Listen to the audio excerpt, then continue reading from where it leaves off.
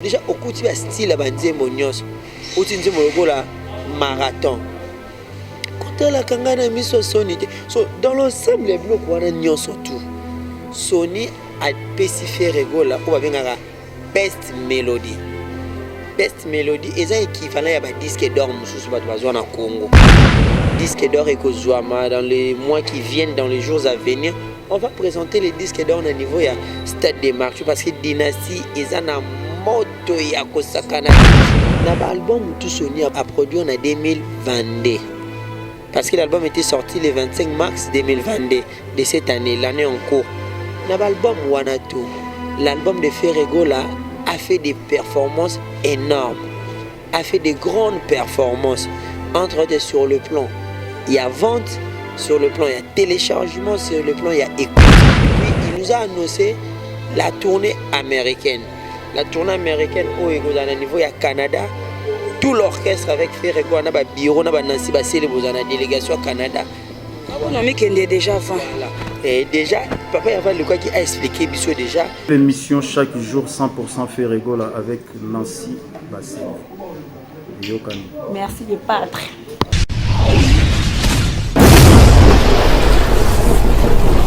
Le président Claude Lukebakweno, le président Claude Lukebakweno, Réci Kilende.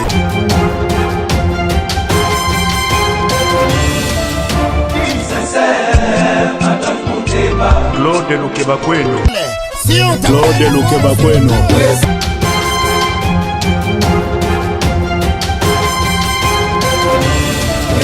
Claude Lukebakweno, prochaine naïe j'espère. Claude Lukebakweno, prochaine naïe j'espère.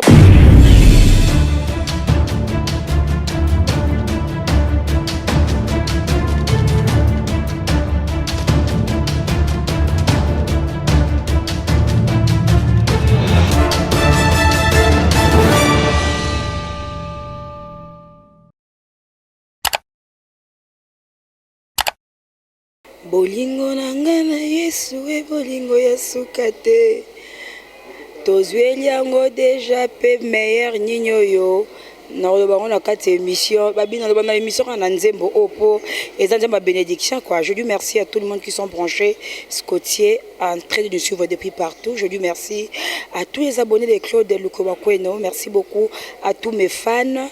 En tout cas, Nalela Bino ya trop, je vous love, je vous amour quoi. Donc merci à Béra de Prince des Amours d'un grand frère selon mon cœur.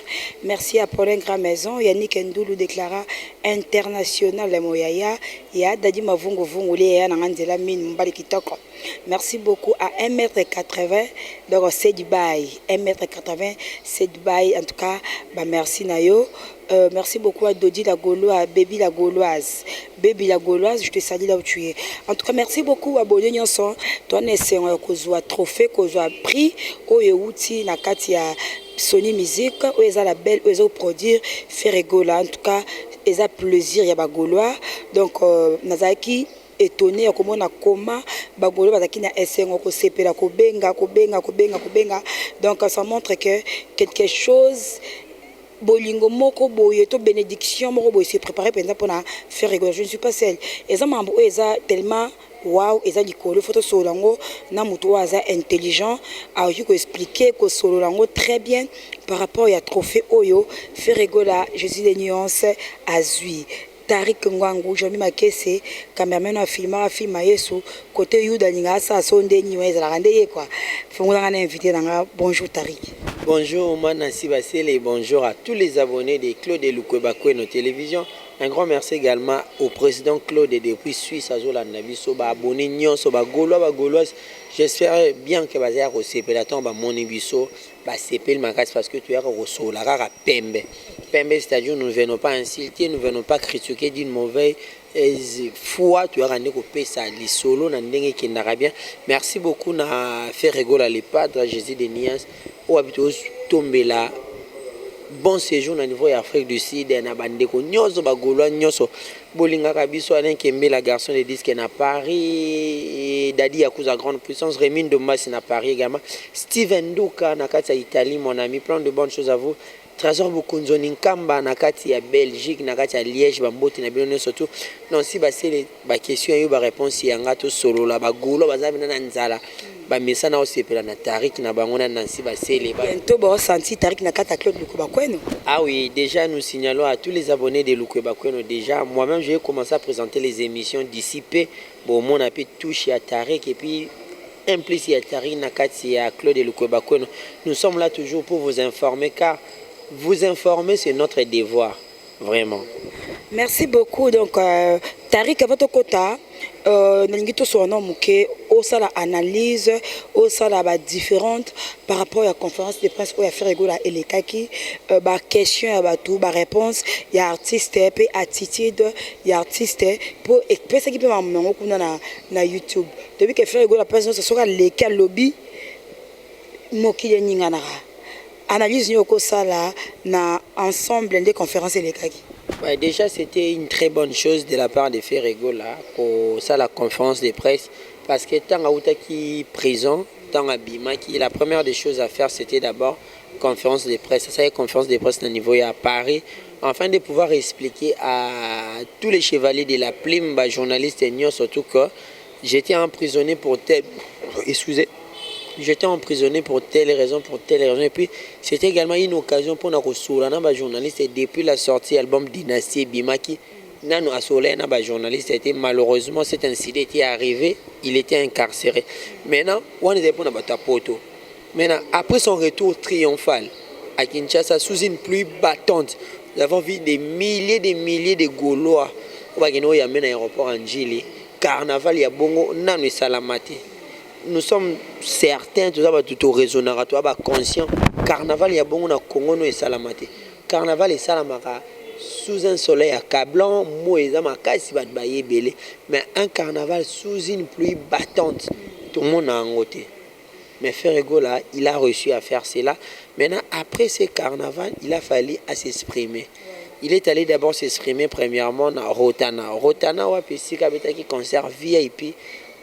Qui produit par mécène Yambo Cannabis sur la personne de David Mangaya, Motema Fani Tshisekedi. Après, il fallait à Koutanana Bisso la presse, le chevalier de la plume, tout cela, qu'est-ce qui s'était passé d'abord à Paris? Dynastie volume 2, tout le monde qui va pas, il y a pas coaching, tout le monde va pas, tout le monde intervention à Soleil Wanga, tout le monde intervention il y a Malange, tout le monde va te béler, nous nous sommes posé des questions, Ezaki di solo ya bana wenge. Mais et comme il n'a pas yandengeni, Yomogomo Ozaki wana présente dans la conférence de presse, il nous a expliqué ce qui s'était passé. Non, à l'écran de la famille et bien l'écran de quartier latin, ce sont ses amis, il faut pas participer. Conférence de presse, c'était également pour éclaircir aux populations parce qu'il y avait une rumeur, une information qui nécessitait des explications. L'information à laquelle il nécessitait des explications, c'était le concert il y a le 19 novembre à niveau il y a Palais du Peuple. Parce que comment qui oisait au habite la matanga le même jour, côté au trésor comme on l'a répliqué, il a fallu des explications pour n'aba Gaulois soit disséminé comprendre. Le jour là, toujours qui confirmation que le concert a été reporté à une date ultérieure. Pourquoi le concert a été reporté? Parce que déjà la date posait problème. C'était la date où le Ferrego a choisi ça qui enfin que Abeta concert a été la même date. Ils ont choisi ça pour na obsèque il y a Kulutu il y a Ferrego là, il y a papa il y a Ferrego là à la personne de Verkis qui a Mongana à qui nous disons toutes les condoléances à sa famille et puis paix à son âme. Déjà qu'on se posait dans matanga ils auraient bien été. Voilà, tel que humain, tel que père de famille, tel que conscient, qu'on se posait dans ma tête, ils arrêtent. Il y a même un adage qui dit, lorsque ça brûle chez les voisins, on ne fait pas la fête. Donc, badninga bana matanga, togo c'est pelaté. Donc les gens ont comment la date, na bata matanga. To seda qui n'aime pas facilement. Mais par après, nous avons compris que bata matanga, qui c'était des détracteurs. Bateau ils ont comploté contre Ferrego enfin que conseil on a ébétaté pour n'avoir en plein événement. La preuve en est vous et moi nous sommes à Kinshasa matin il est là miteti siko. Hier nous avons vu des vidéos circuler famille à papa Verkis ba bengani mutu tout ya comité d'organisation. Ba iba mona mutu te bazami kolo bango ba kunda papa na bango. D'ailleurs Verkis qui mongana c'est ande ba bi ba toyokara muta mbongo le kaba mission to Congo na mbongo ye voire même Kofi Olomide loba mutal boso futanga na vie ye pour dire que vers qui ça zam to kele la pété donc tout le monde famille na epesi nini et boy makambwana mais tout ça c'était seulement pour comploter contre moi na moto moi na batama Marie Makesi moi na bato ya leki ya bato ligola ya tirigola papa bato ba gaulois ne devient que papa Hervé tu vois tout ça qui contre faire la raison pour laquelle conférence de presse c'était juste pour expliquer Makambwana éclaircir le public et puis il nous a annoncé la tournée américaine. La tournée américaine au niveau du Canada, tout l'orchestre avec Ferrego, on a bureau, on a Nancy Bassel, on a délégation au Canada. On a mis qu'il est déjà avant. Voilà. Et déjà, papa Lucas qui a expliqué déjà que tu as tourné à Canada, après Canada, tu es à Paris, tu es aux États-Unis, ainsi de suite. Après, tu es au Souk-Sawapi, dans le stade des Martyrs. On se pose des questions. Comment le ridicule n'est pas congolais? Heureusement, le ridicule ne tue pas. Comment ça fait à l'Andarakaka? Se faire à l'Ani, c'est à l'Ani Kester. Parce que Moutali Bosso est un martyr dans le Congo, c'est King Kester. Dans ce épisode, tout l'Ani Nani Kester. Dans faire à l'Ani Moutoté. Tout l'Ani Kester, paix à son âme d'heureuse mémoire. Donc, comprendre Ramaramboté. On a le but, après, tourner tout au ça, au Souksa, na martyr. Na martyr avec une grande surprise si Nzamba Rosunga. Disque d'or et Kozouama dans les mois qui viennent, dans les jours à venir, on va présenter les disques d'or au niveau de Stade des Martyrs parce que Dynasty est un moto ya kosakanate meilleur album. Na minzo je vous parle Dynasty occupe la 67e place na iTunes monde. Occupe la 67e place bazana ba Android l'autre dans le monde okosate beta na Google. Meilleure vente à Dynasty sur iTunes, 67e place. Na Amazon, tu as la 12e place. Et Boomplay, le nombre d'écoutes en ligne. Et comment l'autre format, c'est 8 millions.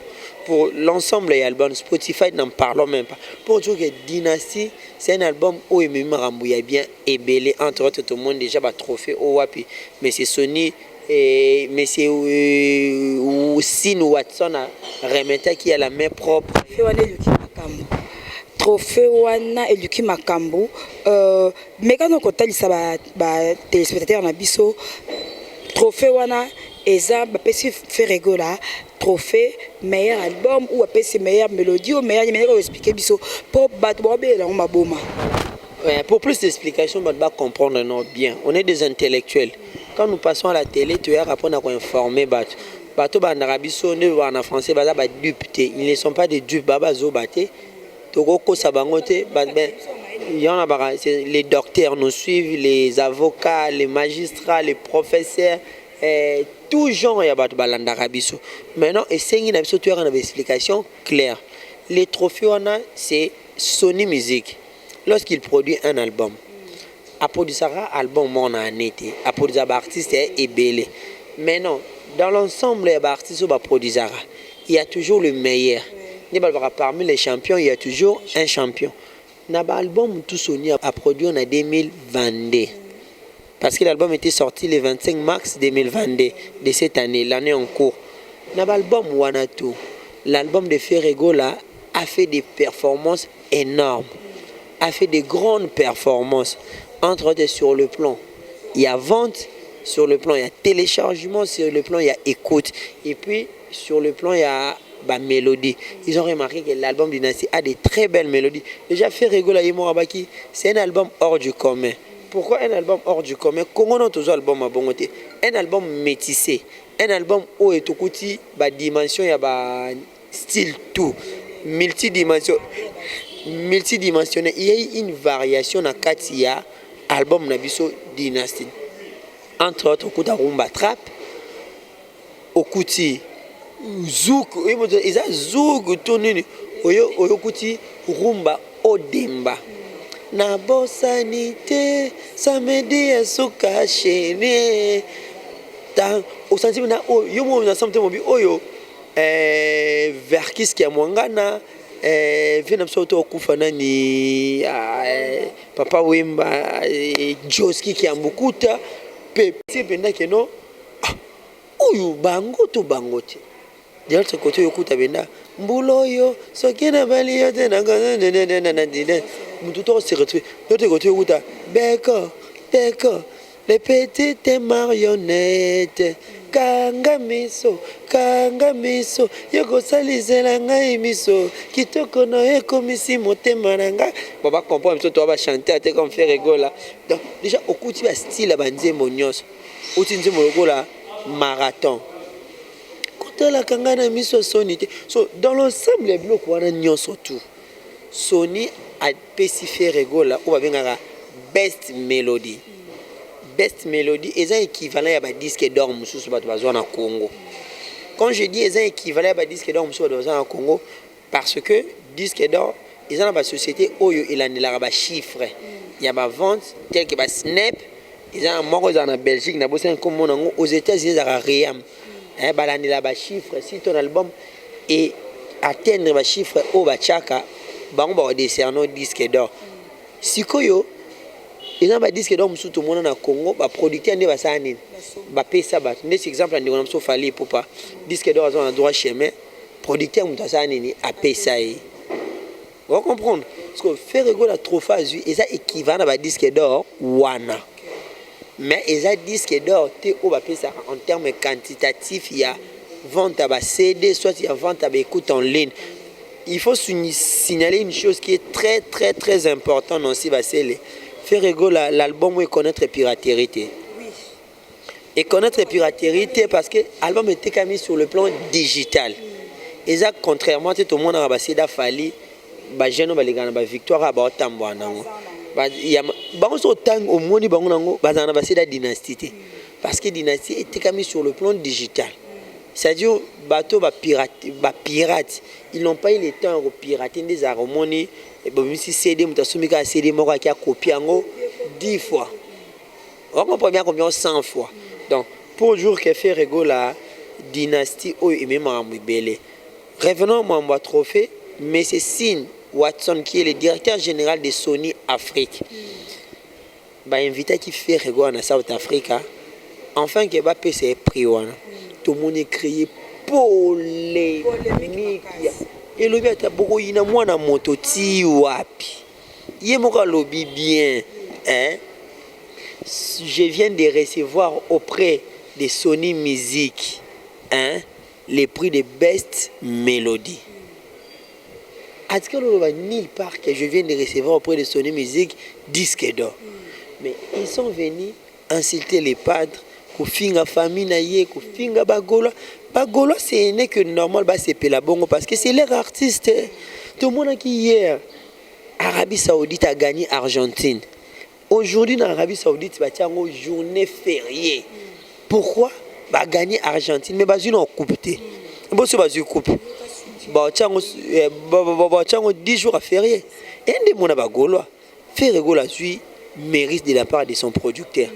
C'est tout à fait normal de remercier en Oba Sepela.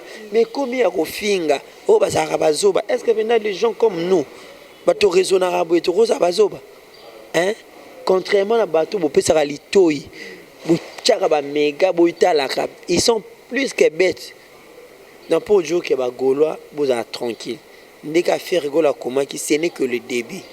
Le meilleur est à venir. Donc il y a Malamu et Koya.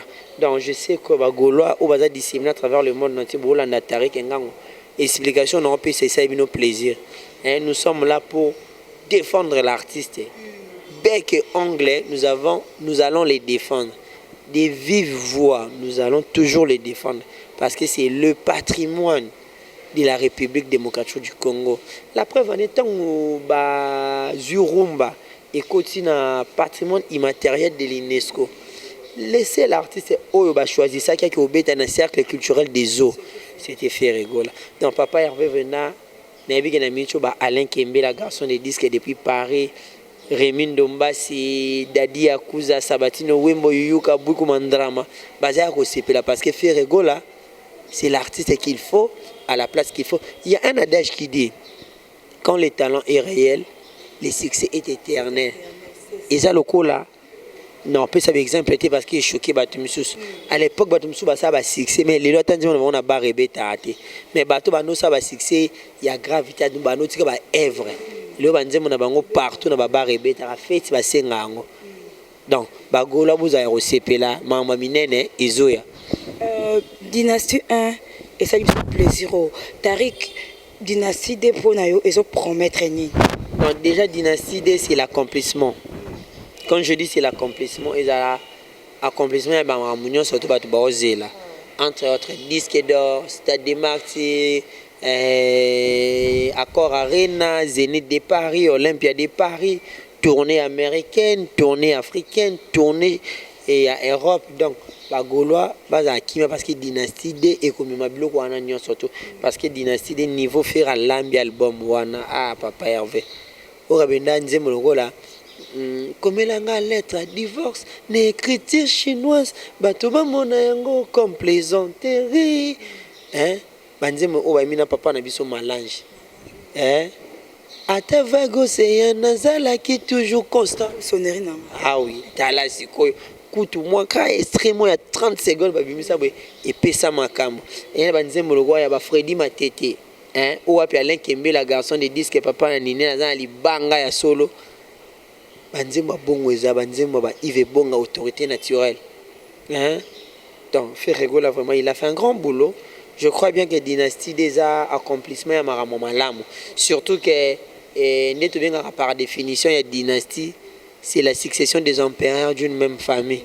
C'est-à-dire nous allons retrouver les personnes d'une même famille, c'est-à-dire la famille Wenge Musique à Maison Mère, JDT, Ferré, Emelia, Céléo, Babindombe, Serge Mabiala, Déplique à Bakisamaki, également Volonté, Miel Desson, Ozuna Sima, Michel Baz, Ozun Bentenge, Ozui Kakol Pazana Nzembo. Donc, japonais maladie pas à Betty. Déjà, pour dire que non, Dynastie on a évité. Merci beaucoup, Dynastie Oyebite, comme en tout cas, une très belle explication sur Batoyo. Maintenant, qu'on va comprendre sur la peine le padre par rapport à l'euro malam au trophée malam au Oyebiso. Tu peux dire quoi, le padre? Bon, déjà, pour tous les Gaulois, l'album est arrivé à ce niveau pour Nabino. Pour continuer que somba Dynastie. Continuer d'acheter Dynastie, ils ont la plateforme à téléchargement News, ils ont Boomplay, ils ont Apple Music, ils ont iTunes, ils ont Spotify, ils ont Amazon. Donc, allez acheter Dynastie, consommer Dynastie sans modération. Parce que si ça me va maladie, si ça me va fièvre, l'album Dynastie, on a beau consommer sans modération, c'est un très bel album. Où les padres a voulu s'exprimer avec un cœur ouvert, avec un cœur nabolingoya solo. Déjà, pour papa Hervé, je pourrais dire à ces grands artistes, les meilleurs chanteurs que les Congolais n'aient jamais connus, les plus grands artistes de mon pays, les plus grands chanteurs de mon pays, courage papa Hervé. Libanga babambanga na mangetela, manga ya mubesu babambela ngo libanga te. Nous sommes là pour te défendre. Nous avons des arguments solides. Nous avons des thèses capables d'exposer. Enfin, on doit comprendre que Ferrego n'est pas n'importe qui. Ils ont été créés à ton image. Ils ont voulu faire tout ce que vous avez fait. Ils ont voulu être comme vous. Donc, c'est-à-dire, aux gens déjà niveau Oyo, bango ba reva. C'est-à-dire, ba passer na yo, ils ont présent na bango. Merci beaucoup l'artiste et puis un conseil à papa Hervé, papa va entourer nos professionnels. Parce que les professionnels nous apportons un plus à l'artiste. C'est-à-dire les flatteurs, les corbeaux et les renards, mettre corbeau sur un arbre à pêcher, tenant son bec un fromage. Renard n'a pas flatté, pas ça, à pêcher fromage. Parce que tu as besoin de renard, tu peux mettre papa Hervé. Tu as besoin de papa Hervé, ça la erreur. Si papa Hervé, l'erreur parce qu'un conseiller a la vérité au chef n'est sonité so un conseiller comme chef soni au BBC musala comme banga chef au BBC musala ko banga na ndenge ya ko banga na ndenge ya musala comme banga au BBC musala raison pour laquelle je dis na ba golo union surtout na papa Hervé on est là pour te défendre quel que soit qu'il neige qu'il plaît tout on est là. On est là pour papa Hervé. Je peux dire merci à Claude Lukwebakwe, l'homme de jugement par défaut, nous tapons cette opportunité, bah gêne tous ces maka na chaîne naie pour na la qui s'abocacité. Il y a Bagolo également à Jérémy Makiesi qui est derrière la caméra. Merci également à vous, Nancy Bassé, les VIP, Mokonza Maman. Un grand merci également à l'assistance à presse. Namoni Nicolas Mokonzi, Babi. Mbote na Nicolas Mokonzi babi samedi show sur CNTV avec Nicolas Mokonzi. Espace au artiste va s'exprimera vraiment. Merci beaucoup à Nicolas Mokonzi. Voilà, azai wana soda. Soda ya la nageska actualité zalaga. Voilà, merci beaucoup na batu tout ya Lenkembela ba master nanga bolinga nga mingi tariki ngangu ya bino yeyo. Gali Molima le directeur na kata DGRK, mon ami PC Ngambote na Chris Kunda. Avec Chris Kunda dans la radio télévision nationale congolaise, la RTNC. Mbote également à celui qu'on appelle Dan Mola, le philosophe, mon ami Maïs Kassonga depuis Paris, Rodrigue Luenda dans la Kini, Glory Tanto à Lubumbashi. Un grand merci également à Jojo Diams, le prince de Bundes, dans la Allemagne, à Cologne. Bambote na yo bambote na batu tout boza tellement ebele Gaël Pezo Dovel yo yebi na bengo kala mingi tout ça la kati. Plein de bonnes choses à vous tous. Golo surtout. Pour me contacter, il suffit seulement d'appeler au plus 243 82 143 23 76. Plus 243 82 143 23 76. Également, on a staff qui a fait rigoler à Poto. Il y a Dadangwabana, Dadi Mavungu Vungule, Berado Prince des Amunda, Yannick Ndoulou. Également, la présidente Sabagolo, à Maman Fanta Fofana, Emmanuel Kalonjima, Bibi chez Oumoso depuis les États-Unis, Maman Jeanne Do qui également, tous à l'aéroport Angeli. Maman Odette Chibambe, femme d'affaires. Vraiment, maman Odette Chibambe. Merci beaucoup dans Moussalo Salaki. Depuis arriver à l'EHPAD de Tikishasa, et puis tous nous na Rotana, maman Odette Chibambe, na CP là qui vont dans le transport. Maman Odette Chibambe. Merci beaucoup à vous. Merci beaucoup na Batunyo, surtout ma Fanta Fofana. Il y a Binoma Sylvie Betty, Maman Di Wembo. On est là, merci beaucoup. Maman Jolie Kouete. Ma jolie Kouete. Et puis mère Tété la Gauloise, Mère Tété la Gauloise Natacha Gola Binonyo surtout Bambote la Bino. Merci beaucoup Tariq Babangele Kebele et Nzambe garçon relation. Je dis merci beaucoup à mon papa chéri François Bassé depuis Paris. Babi Tchara Kabelo, Ngo Tchara Kabelo a bien, Périca bien, hier chez Nancy Bassé, donc tu as bien allé mba foire, wana donc Camille était beau au sport na kata chaîne quoi. Et puis ma père veut bongo dans ma maison danser quoi donc.